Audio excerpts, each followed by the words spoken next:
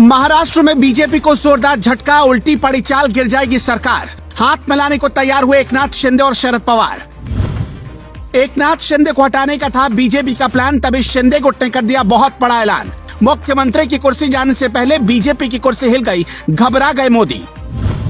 अब ईडी जाएगी या सीबीआई, नीतीश कुमार की भी हालत खराब, फोन कर पटना बुलाए गए विधायक। अगला खेल बिहार में।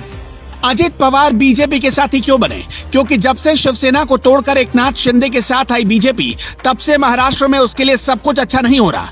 एकनाथ शिंदे अब बीजेपी के लिए सरदर्द बन चुके हैं। ये हम नहीं कह रहे, बल्कि एक मीडिया रिपोर्ट में कभी फडणवीस के ओएसडी रह चुके रवि किरण देशमुख ने कहा है। बीजेपी एकनाथ शिंदे को साथ लेने के बाद कैसे एक के बाद एक चुनाव में हारती जा रही है, इसके उदाहरण से समझा जा सकता है कि शिंदे बीजेपी के लिए गुड लक में रोड़ा बन रहे थे।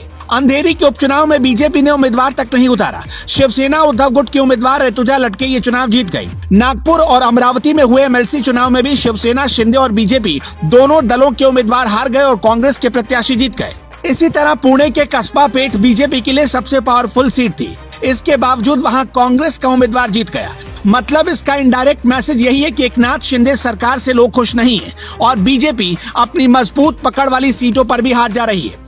इसलिए अजित दादा पवार को साथ लाने का फैसला किया गया और इसी वजह से लोकसभा और विधानसभा चुनाव से एक साल पहले बीजेपी की सेंट्रल लीडरशिप ने ये बड़ा एक्सपेरिमेंट किया। एकनाथ शिंदे शिवसेना से टूट कर आए हैं। उनके साथ साथ 16 विधायकों पर दल बदल कानून के तहत मामला चल रहा है और जानकार मानते हैं कि आज नहीं तो कल एकनाथ शिंदे के खिलाफ ही ये फैसला जाएगा। अगर 16 विधायकों की मेंबरशिप गई तो बाकी बचे हुए 40 विधायकों की भी चली जाएगी। ऐसे में एकनाथ शिंदे किसी काम के नहीं रह जाएंगे। बीजेपी अब उसी दिन का इंतजार कर रही है।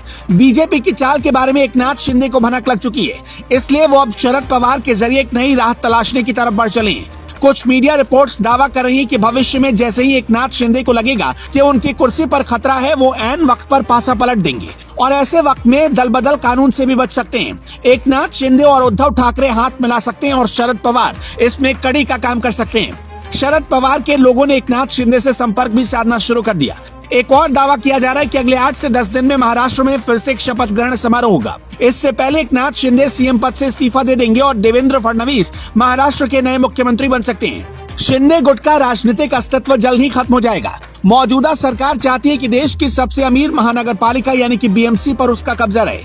यहाँ उद्धव गुट के पास बहुमत है। अजित पवार या यूं कहें कि एनसीपी के आने से दोनों गुट और मजबूत हो जाएंगे और बीएमसी पर एनडीए का कब्जा हो जाएगा। हालांकि कुछ जानकार ये भी दावा करें कि बीजेपी ने एकनाथ शिंदे को पूरा सीन समझा दिया है और एकनाथ शिंदे से इजाजत मिलने के बाद ही ये सब कुछ हो रहा है।